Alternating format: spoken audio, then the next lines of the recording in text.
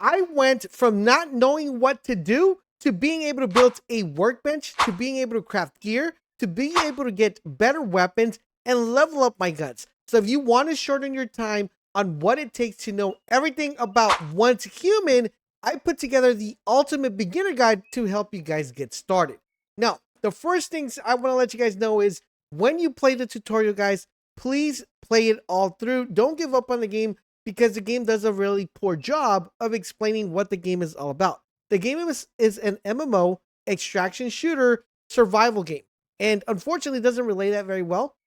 But the first thing you're going to want to know when playing this game, guys, you're going to want to make sure you know the main core concept of the game. And I'm going to take you guys to the menu for the character and explain the most important thing that you need to know, which is your health, your stamina, and all that good stuff. All right, so let's get started with the first thing, which is understanding the bottom menu of your character. And this is going to be very important that you pay close attention to because you're going to constantly need to keep an eye on this and refilling it every single time. There are 4 different icons in the game. One is this one, which is the little flex arm. That is going to be the stamina. This is regenerates over time, but you want to make sure you pay attention to the other ones because on how fast this regenerates is going to be dependent on the other items we're going to talk about a little bit later. This one gets reduced, of course, by sprinting and rolling, and you don't want this to reach 0 because it's just going to make you super slow.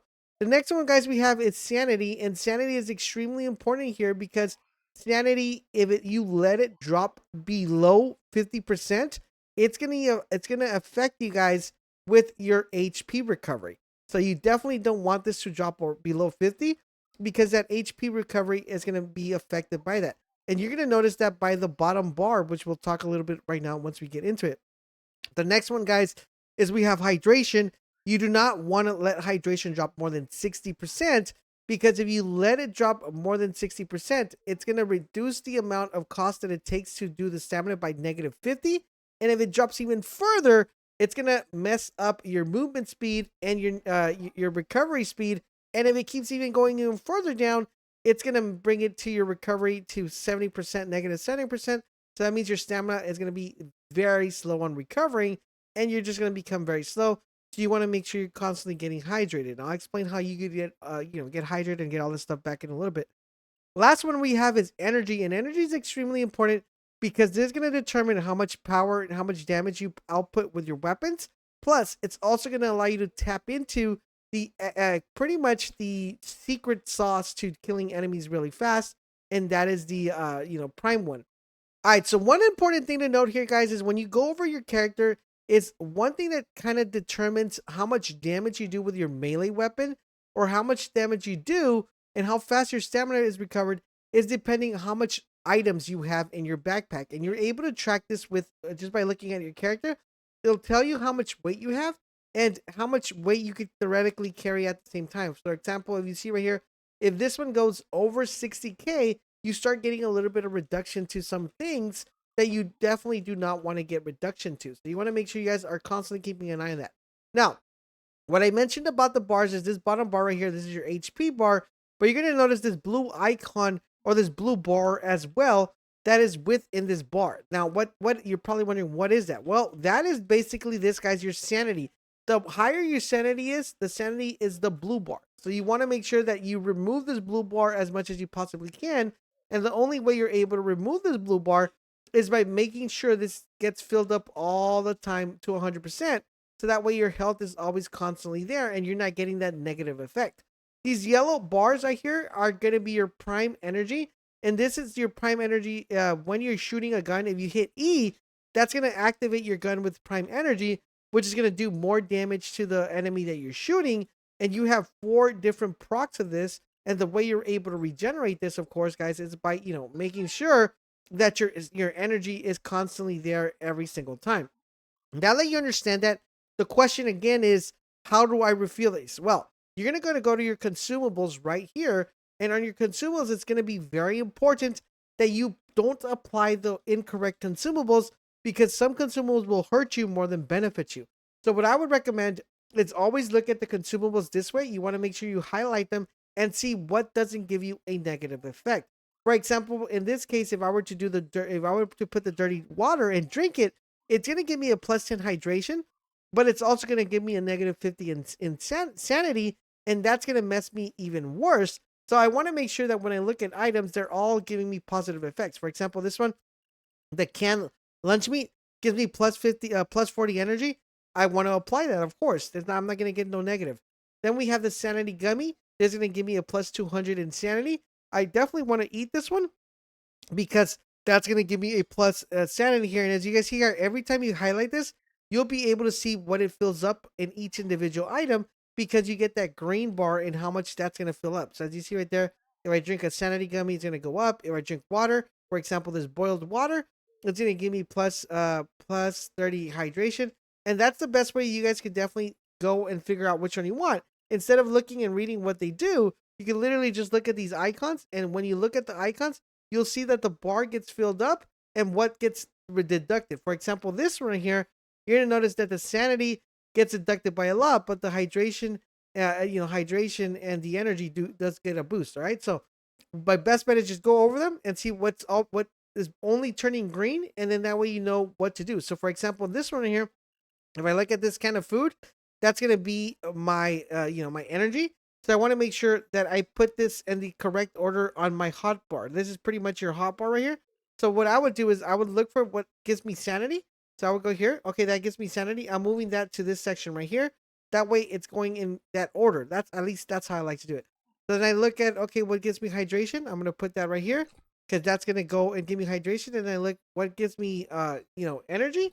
And that way when I'm using this, I'm just tapping into the correct ones based on the order that this is being completed.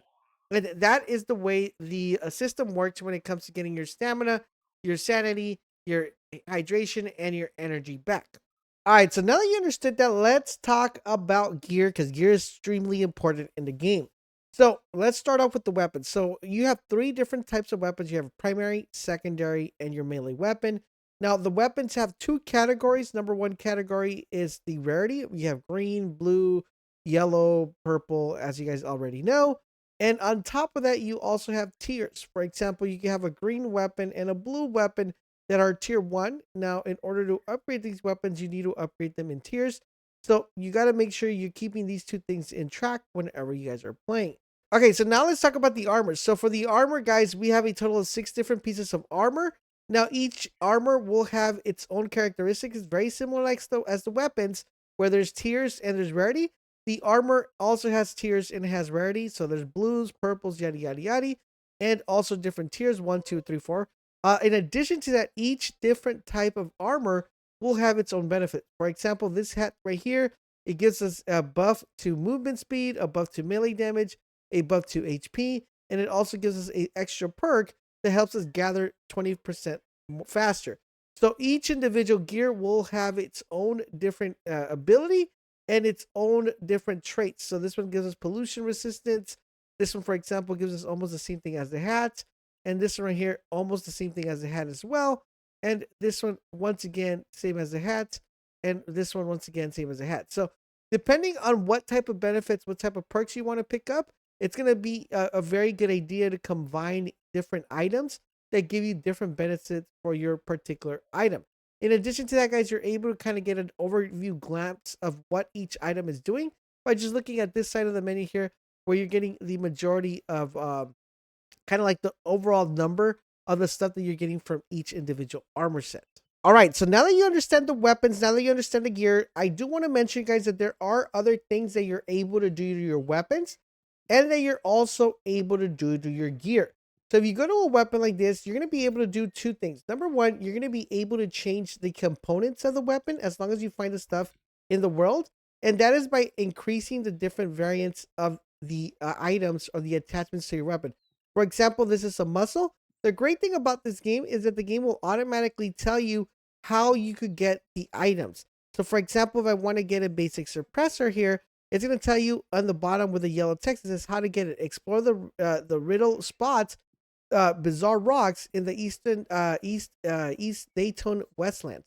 So anytime you want to get this, it's going to tell you exactly where you need to go in order to get that particular item. Now, of course, the gun will have different sets of items here. So it has a total of 4 different attachments that you could apply to this specific gun. So if I want an optic, it's going to let me do that as well. and it's going to tell me exactly where I need to go to do that. In addition to this, you're also able to apply mods. Now, mods you're going to be able to find within the world, and when you find a mod, it's going to tell you exactly the benefit that mod's going to have. So for example, this one right here will come with a random attribute. So for example, this one right here does not have a random attribute, but this one does. And each which one you pick, it will tell you what tier it is. So for example, this tells me it's applicable for this weapon. So if I wanted to apply it there, I can apply it there, and that's going to give my weapon this boost, which is going to give me the stability, and it's also going to give me a +6 on the weapon damage here. So really cool that you're able to do that to the weapon. Apart from doing that to the weapon, you can do that to any other gun that you have, as long as you have a mod. For that one, I don't have a mod. For this one, you're able to change the different types of bolts. So if I wanted to use copper bolts, I could use copper bolts. If I wanted to use steel bolts, I could use steel bolts. And if I want to use tungsten arrows, I would be able to do that. So if you don't want to use these, you can just apply these, and that will make the bolts completely different for you to be able to get, okay? So it's going to be really crucial that you pay attention to that when you're putting your builds together. Now, the great thing about this, every single one will have mods that you could apply to it. Now, as far as the gear is concerned, you'll be able to do the same thing. Each one will have its own different mods. So it's going to be important that you apply mods to your items, because what that's going to do, it's going to allow you to become a little bit more powerful without having to become powerful. If that makes sense. Without having to upgrade, because you'll be able to find these in the world. So all you got to do is just go to your items and check if you're able to apply a mod. If you're able to apply a mod, you apply a mod to it. Okay, so it's going to be very important that you pay attention to that. All right, so you finished the tutorial. What is next? And this is where I feel people are getting stuck in this game, and they're like, okay, I don't know what else to do. Well, the game is going to ask you guys to collect wood and also collect some rocks. Now, this is going to be very important, because the game, not only is it a PvE game, it's a PvP game, but it's also a survival game that it has crafting.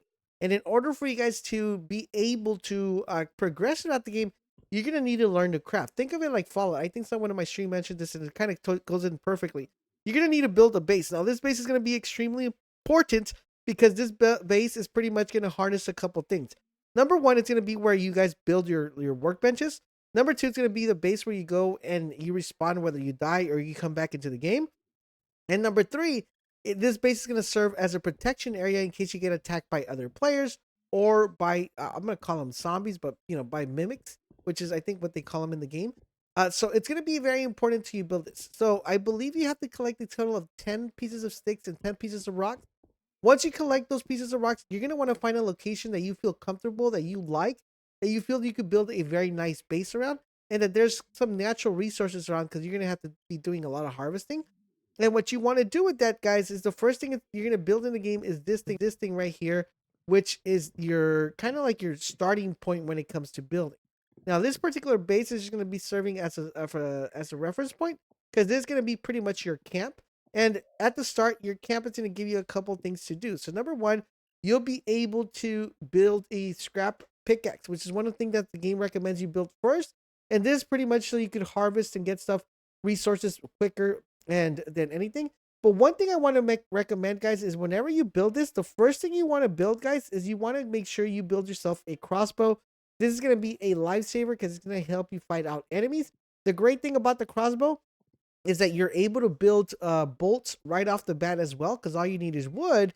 But the great thing is as you shoot these bolts, you'll be able to pick up the arrows that you shoot.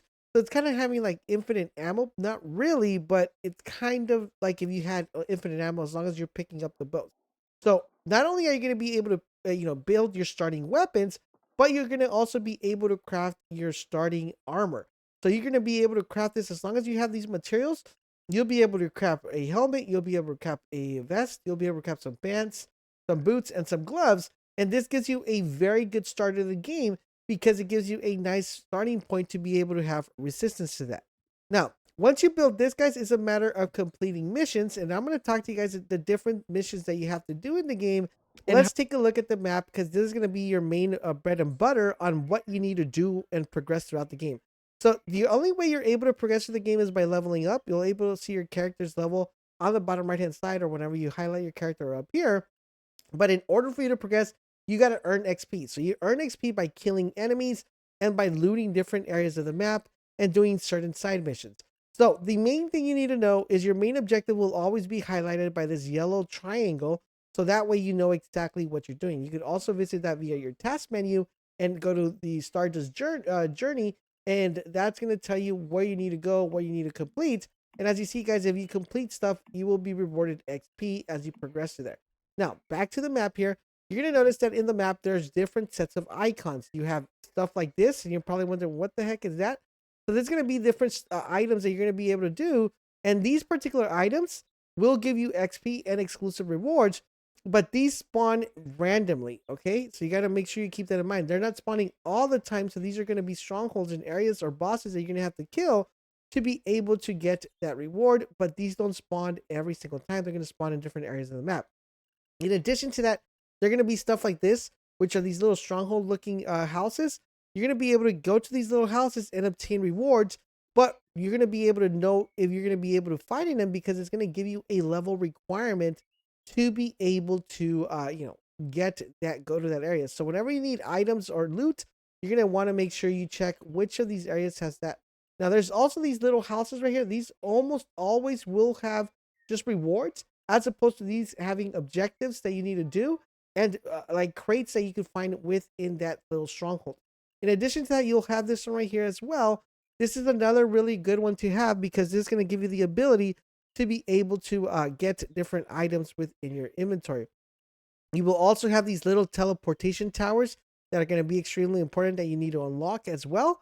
And apart from that, the other icon you want to make sure you keep in mind is this one right here. If we see a little further, which is the monolith. These are going to be very predominant as you will be able to do kind of like a raid in there when you're playing. So apart from that, guys, those are the main things that you need to learn about the map. So now that you know the map, now that you know the weapons, now that you know the gear, what are you supposed to do in the game? Like, what's the main point of the game? So the main point of the game, it's first and foremost, you're going to need to do a lot of looting. All right. That's one thing I didn't realize that the game required, but you're going to need to do a lot of looting because you're going to need to get enough loot to be able to build these workbenches. Now, these particular workbenches, guys, are really important because this is what's going to help you guys get super OP really fast in the game. So for this one right here, we're going to go here real quick and we're going to press building. We're going to go right here and we're going to click here. And this particular area, the frame, this is going to have you build like your little house. So there's floors, there is walls. And for the majority of these buildings, all you need is wood. So you just got to be collecting a bunch of wood as you're progressing throughout the game. There's also stuff in the interior. We'll skip all this because I'll show you guys how to build a really dope house later. But all you need to learn about this is just collect wood so you can start building your nice little house. Then you're going to have this facility. So these facilities are going to be extremely important because these facilities are going to make, it's what's going to make you play the game and be able to upgrade and get better loot. So there are these crafting stations. Okay, these crafting stations are all designed for different objectives. Number one, this is going to be your primary one. This is going to be the one that you're going to be starting off with. Then you're going to have this one. This is going to be your workbench. So this is just for weapons. Then you have this one, which is going to be your armory for armor. Then you have this one, which is the synthesis. This is if you want to build, bullets, if you want to build arrows. You have your furnace. This is going to be extremely important because your furnace is what's going to give you the ability to create other type of materials by melting the materials down and converting them to different materials. Then you have the stove. This is just pretty much to get items that are going to give you health, like, cook your meat and make different potions. Then you have this one, which is an assembly bench. This is one of the most important ones because you're going to be finding a lot of junk in the area and you're going to come here, disassemble everything, and that's going to give you different stuff for your, different materials that you're able to use in each individual workbench. Okay. You have your storage tab. This is just to store weapons. Not really that important at the beginning part of the game. I'm not mentioning it. You have this one right here. Once again, another one that's not extremely important for the beginning. I'll have a more detailed guide on the facilities later, but I just wanted to give you guys an overall idea of what's in play. So the main thing you got to remember is the crafting is going to be your number one thing to get started. You want to build all of these out, and to build these, you're going to need wood and you're going to need stone, and you're going to want to place them within an area that you could have it like this. Okay, so you want to place it in an area where they could be laying on top of on the floor that you get access to. Now, how you place them, that's going to be directly up to you.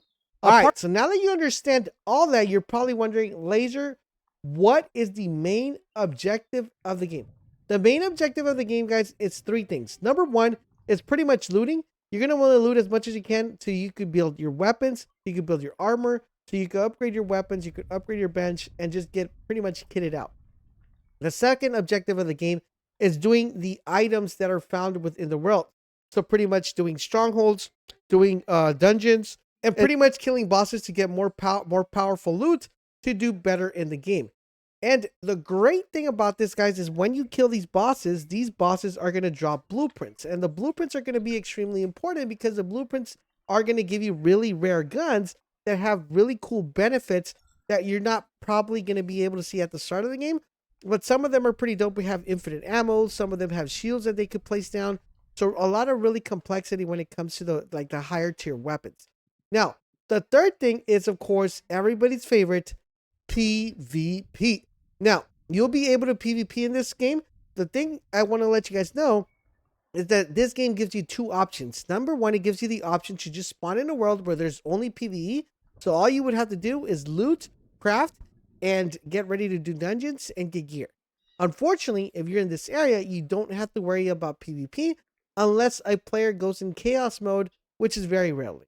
Number two is if you're in a server that has a PvP environment, then you're going to want to make sure that not only you build your base to defend against the PvP threat, but you also want to make sure that you're kitted enough to fight out the other enemies that may approach you. So those are the main objects of the game. And number one is survive, number two is loot, and number three is to PvP. If you get that down, you will be ready to go in once human. Now, if you guys are a beginner and you have anything else to add for your fellow meta humans, drop it in the comment section down below so we can help each other out. I do plan another guide. What should we do next? Do you guys want to see a crafting guide? Do you want to see a weapon leveling guide? Let me know in the comment section down below so we can put it together. Thank you guys for watching, and I'll catch you guys on the next video.